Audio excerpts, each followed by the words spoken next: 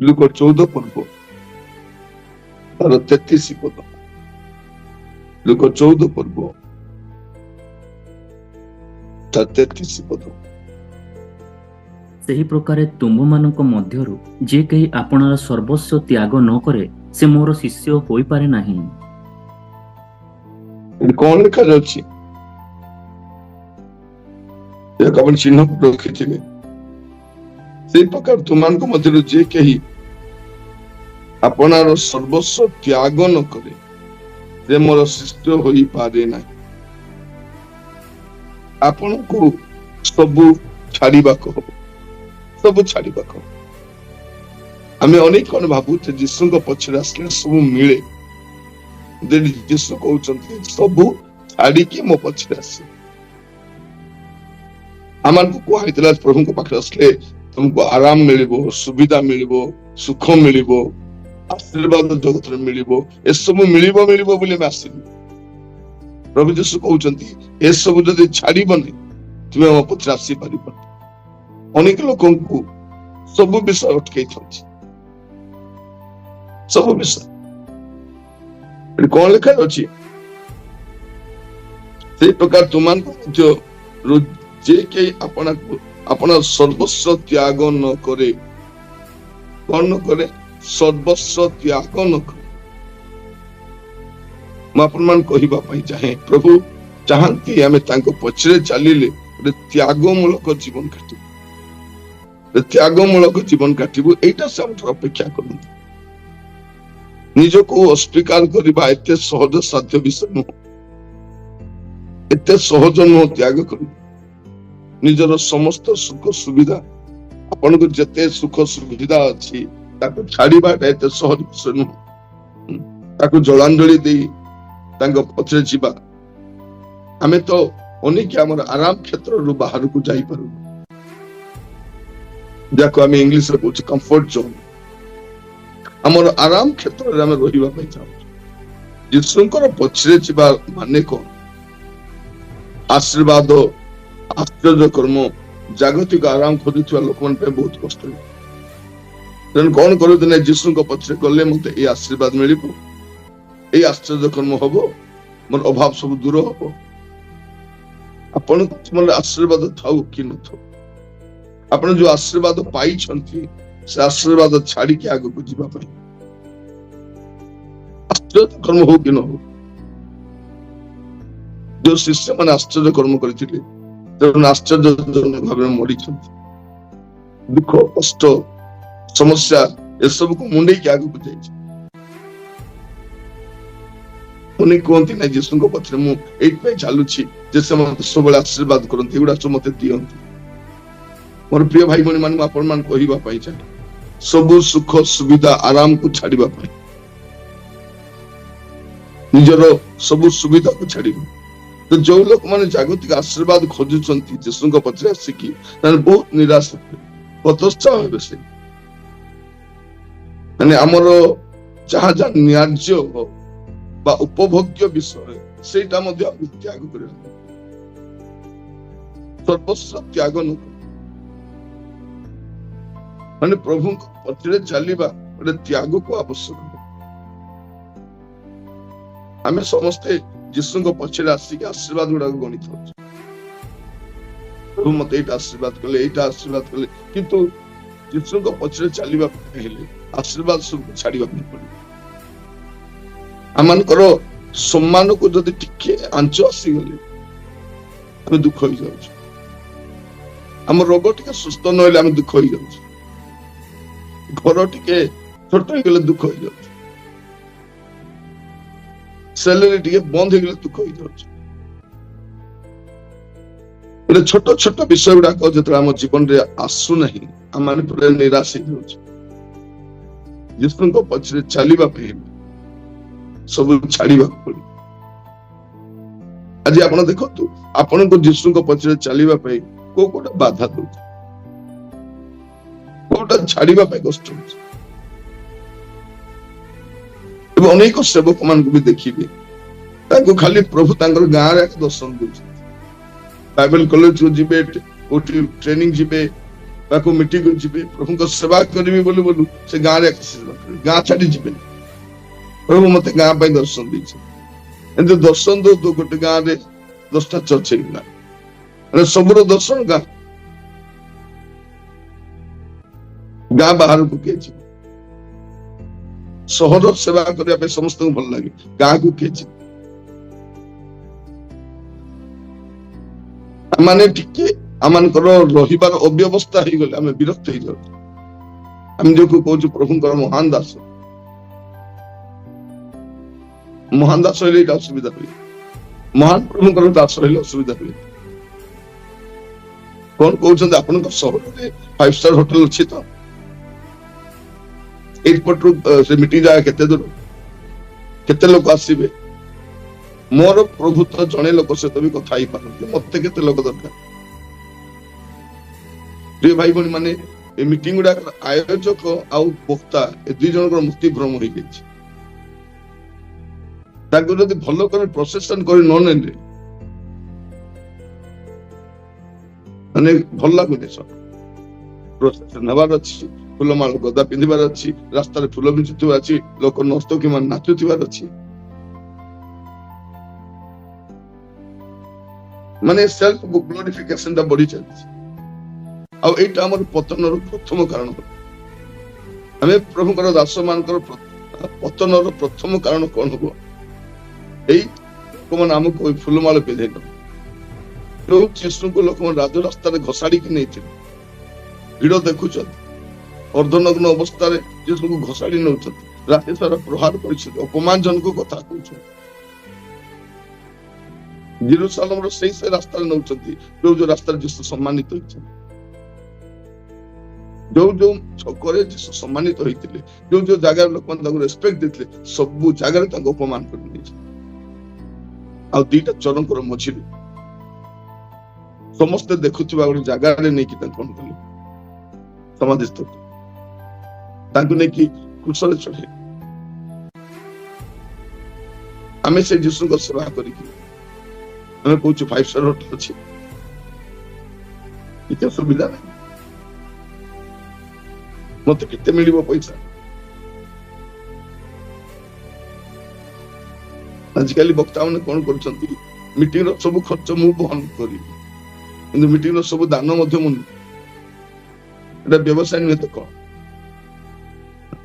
ଯୋଉ ଶିଷ୍ୟ ମାନଙ୍କ ପେଟ ପୁରା ଖାଇବା ପାଇଁ ମିଳୁନଥିଲା। ଆପଣ ପ୍ରଭୁଙ୍କ ଦାସ ମାନଙ୍କ ଜୀବନୀ ଗୁଡାକ ପଢିଲେ ଜାଣିପାରିବେ। ସେମାନଙ୍କ ପାଖରେ ସୁଟକେସ୍ ନଥିଲା, ଟ୍ରଲି ବ୍ୟାଗ ନଥିଲା, କ୍ରୁଶ ବନେଇଥିଲେ, କ୍ରୁଶର ବକ୍ସଟା, କଫିନ ବକ୍ସଟା ବନେଇଥିଲେ, ସେ ବକ୍ସ ଭିତରେ ସେମାନେ ଶୋଉଥିଲେ, ବକ୍ସରେ ତାଙ୍କ ଲୁଗାପଟା ଥିଲା। ଅନେକ କାହାଣୀ ଶୁଣିବେ, ପାଖରେ ଖାଇବା ପାଇଁ ଥାଳି ନଥିଲା, ଯୋଉ ଟୋପିଟା ପିନ୍ଧୁଥିଲେ, ଟୋପିକୁ କାଢୁଥିଲେ, ହେଡଟା କାଢୁଥିଲେ, ସେଇଠି ଖାଇବାଟା ମାଗୁଥିଲେ। ଅପମାନର ଅସଂଖ୍ୟ ସେମାନଙ୍କର ଏଇଟା ଅଛି।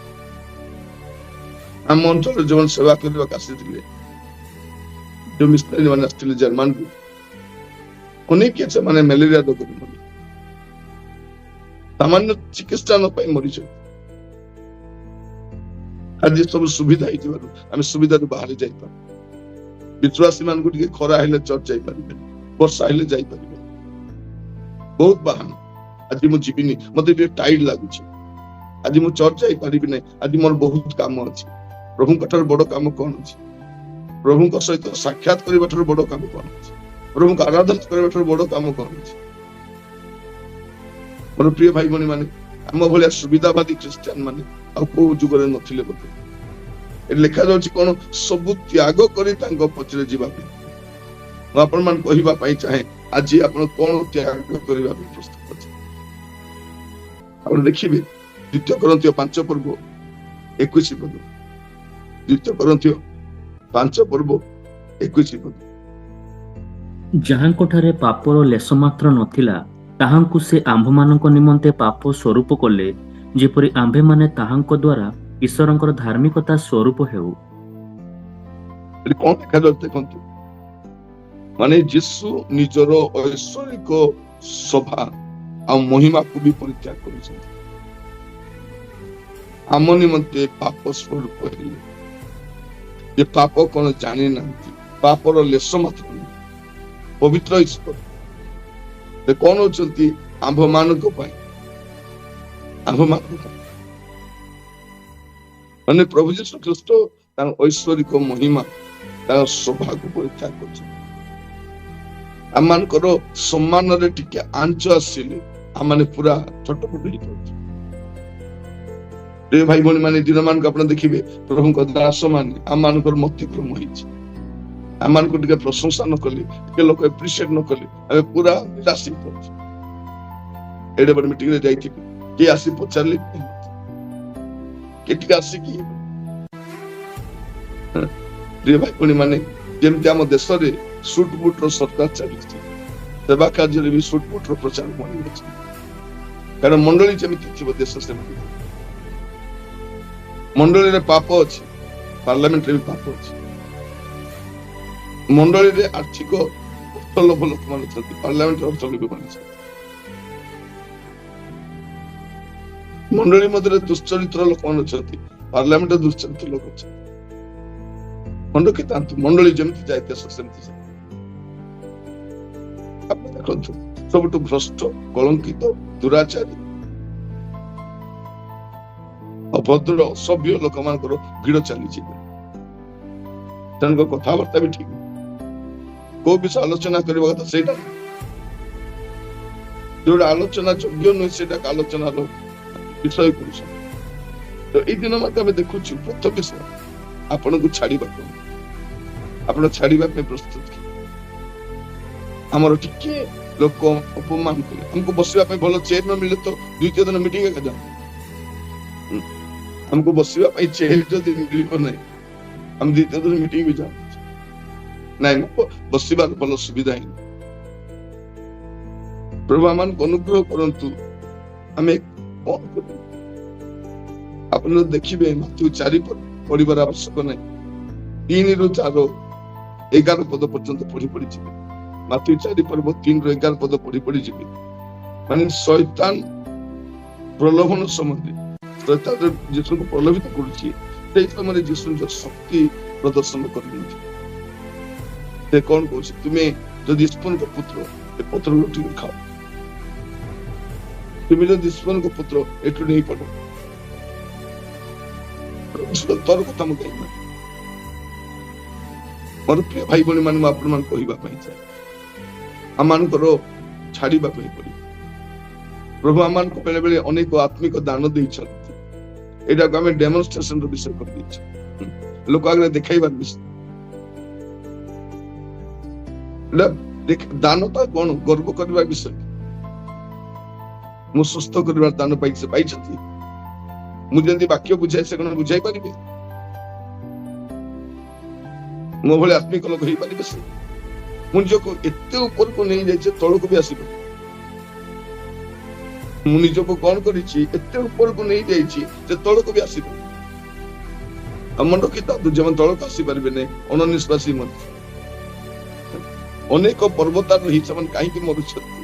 ଉପରେ ଗଲା ପରେ ଅକ୍ସିଜେନ ସରିଯାଉଛି, ଉପରେ ସବୁବେଳେ ଅକ୍ସିଜେନ କମ ଥାଏ। ତେଣୁ ଅନେକ ପ୍ରଭୁଙ୍କର ଦାସ ମାନଙ୍କ ଅପମୃତ୍ୟୁ ହେଇଥାଏ, କାହିଁକି ତଳକୁ ଓହ୍ଲେଇ ପାରନ୍ତି, ଗୌରବ ମହିମାର ତଳକୁ ଆସି ପାରନ୍ତି। ପ୍ରଭୁ ଯୀଶୁ କରିକି ଦେଖାଇଥାନ୍ତି, ପ୍ରଣାମ ନ କରିକି ଏ ଦିଟା ତ କରିପାରିଥାନ୍ତେ, ପର୍ବତ ଦେଇ ଦେଖିଲେ ଶୈତାନ କଣ ଭାବୁଛନ୍ତି? ସେ ଭାବୁଥିଲା ପ୍ରଥମ ଆଦମକୁ ଯେମିତି ସେ କଥାରେ ଭୁଲେଇଥିଲା, ଶେଷ ଆଦମକୁ ସେ କଥାରେ ଭୁଲେଇ। ମୋର ପ୍ରିୟ ଭାଇ ଭଉଣୀ ମାନେ, ପ୍ରଭୁ ଯୀଶୁ ଖ୍ରୀଷ୍ଟ ଖାଆନ୍ତି, ଆମର ଯୋଉ ଶକ୍ତି ପ୍ରଦର୍ଶନ ଅଛି, ପ୍ରଲୋଭନ ଅଛି, ସେଠୁ ଦେଖିବ, ଦେଖିବ ଏବେ କଣ କରିବି, ଦେଖିବ। ଏବେ ହାତକୁ ସାନ କରିଦିବ। ମଝିରେ ଚାଲିଥିଲା ପ୍ରଭୁଙ୍କ ଦାସ ମାନଙ୍କର କଣ କରୁଥିଲେ, ହାତକୁ ବଡ କରୁଥିଲେ, ହାତକୁ ସାନ କରୁଥିଲେ। ମିଟିଂ ଦେଖ, ତମ ହାତ ଗୋଟେ ବଡ ହେଇଗଲା, ହାତ ସାନ ହେଇଗଲା। ଏବେ ଦେଖ, ତମ ହାତ ଦୁଇଟା ମିଶେଇ ଦିଅ, ହାତ ଏବେ ମିଶିଗଲା, ହାତ କାଢି ଦେଖ, ଛଡେଇକି ଦେଖ, ଛଡେଇକି ଦେଖ। ନାଇଁ, ପ୍ରଭୁଙ୍କର ଦାସ ଛାଡୁନି, ଦେଖିଲ ମୋର କେତେ ପାୱାର ଅଛି।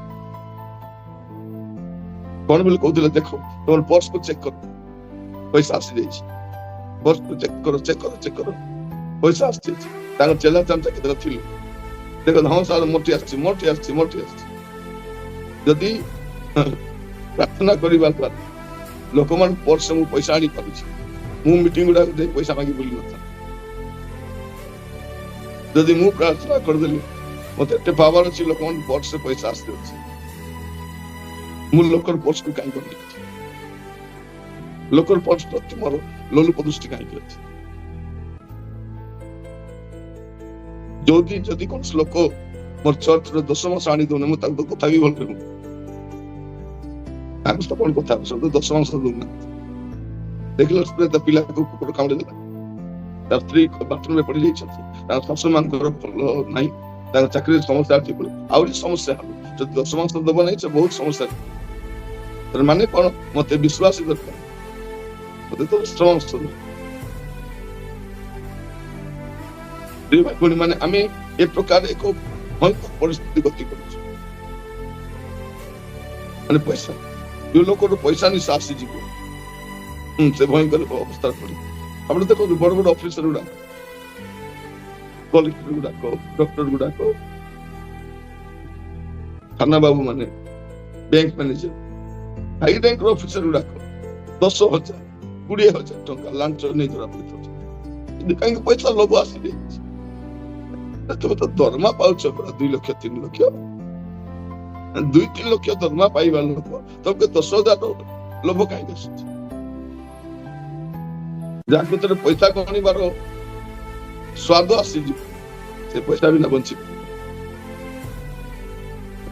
ମଦ ନିଶା ଯେମିତି, ପଇସା ନିଶା ବି ସେମିତି ଜଣକୁ ବିନଷ୍ଟ କରିବାକୁ ଛାଡ଼ିବ। ଅର୍ଥ ଲୋଭ ସମସ୍ତ ଅନିଷ୍ଟର ମୂଳ ବୋଲି ଲେଖା। ଧନ ପ୍ରେମ ସମସ୍ତ ଅନିଷ୍ଟର ମୂଳ। ଆମକୁ ଗୁଡେ ବିଷୟ ଛାଡିବା। ଆପଣ ଦେଖନ୍ତୁ ମାଥ୍ୟୁ ତାର 8 ପର୍ବ 20 ପଦ, ସେଥିରେ ଯୀଶୁ ତାହାଙ୍କୁ କହିଲେ, କୋକିଶିଆଳିର ଗାତ ଅଛି, ଆକାଶ ପକ୍ଷୀର ବସା ଅଛି, ମାତ୍ର ମନୁଷ୍ୟ ପୁତ୍ରର ମୁଣ୍ଡ ଗୁଞ୍ଜିବାର ସ୍ଥାନ ନାହିଁ। କଣ ଲେଖା ଅଛି? ପ୍ରଭୁ ଯୀଶୁଙ୍କ ପତ୍ରରେ ଆସିଲେ କଣ ଛାଡିବା ପାଇଁ ପଡିବ? ଆମେ ଦେଖୁଛୁ ଯୀଶୁ କଣ ଛାଡିଥିଲେ? ତାଙ୍କ ସ୍ୱର୍ଗୀୟ ମହିମା, ସ୍ୱର୍ଗୀୟ ଐଶ୍ୱର୍ଯ୍ୟକୁ ଛାଡିକି ଆସିଥିଲେ।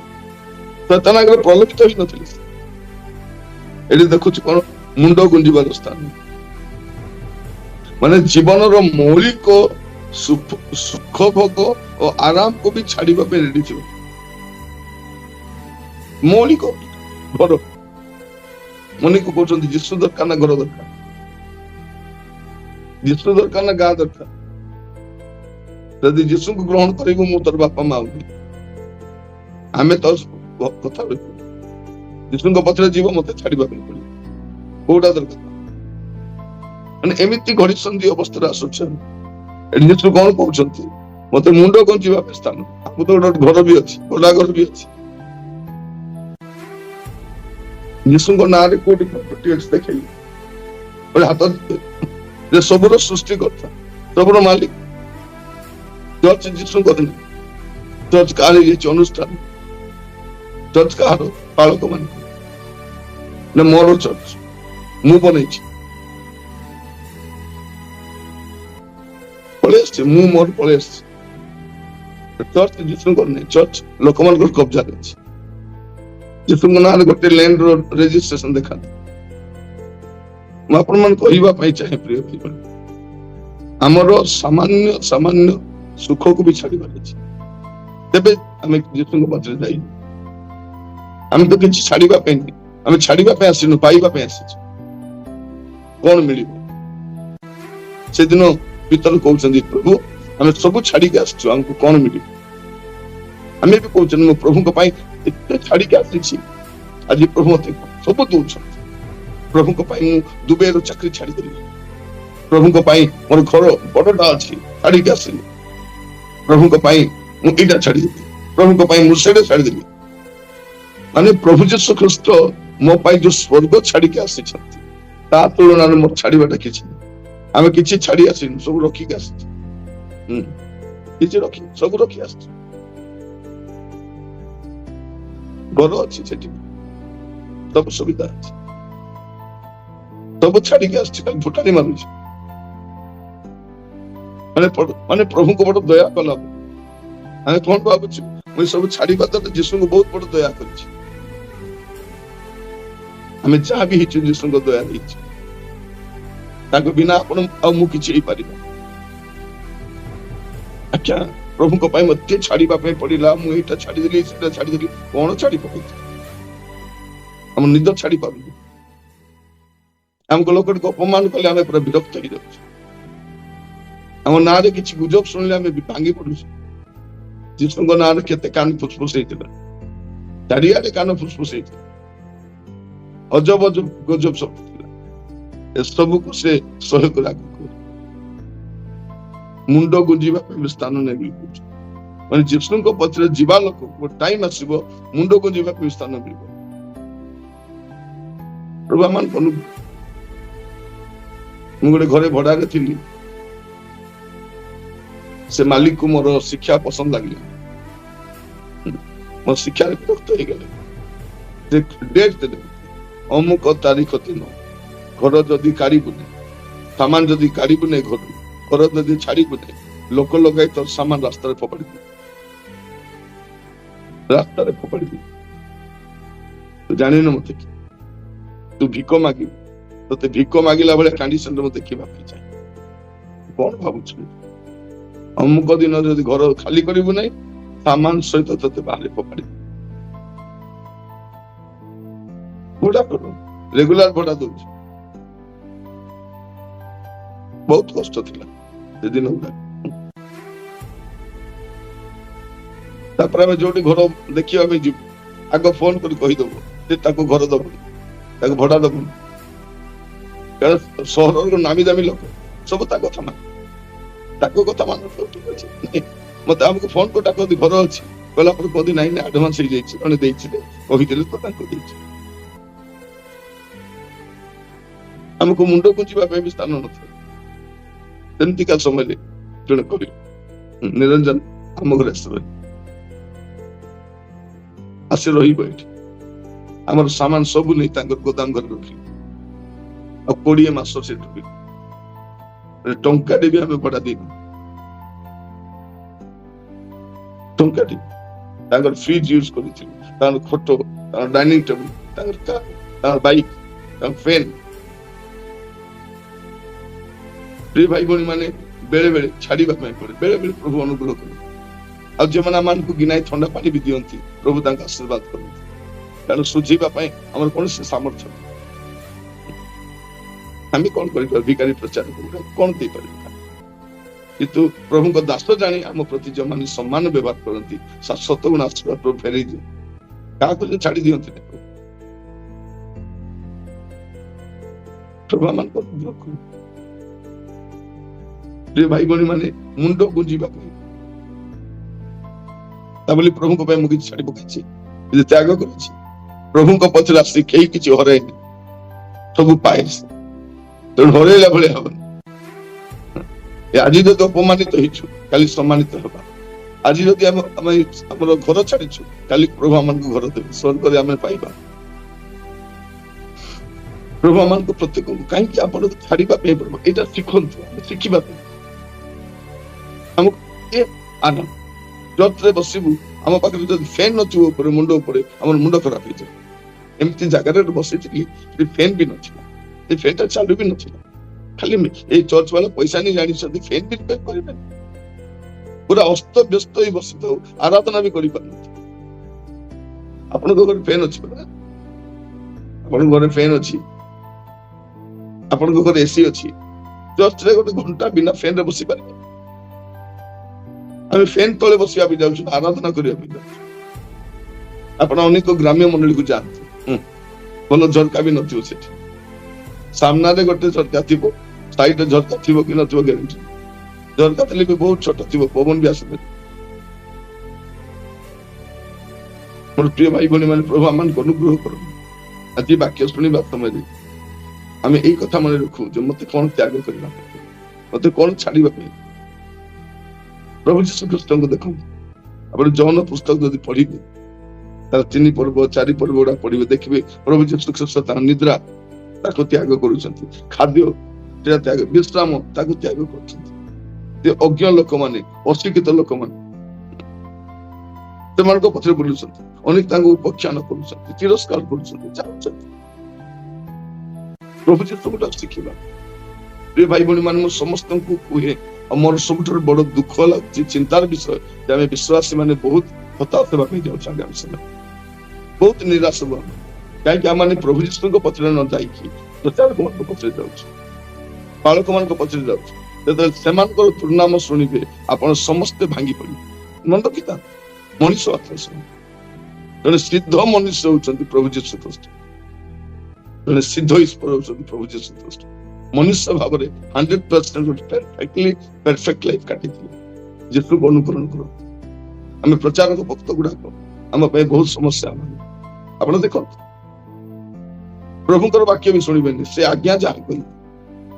କୋଉ ଆଜ୍ଞା? ସେ କେତେ ନମ୍ବର ଆଜ୍ଞା? 11 ନମ୍ବର ଆଜ୍ଞା ନା ପ୍ରଥମ ଆଜ୍ଞା? ମୋର ପ୍ରିୟ ଭାଇ ଭଉଣୀ ମାନେ, ପ୍ରଭୁ ଆମମାନଙ୍କୁ ଅନୁଗ୍ରହ କରନ୍ତୁ।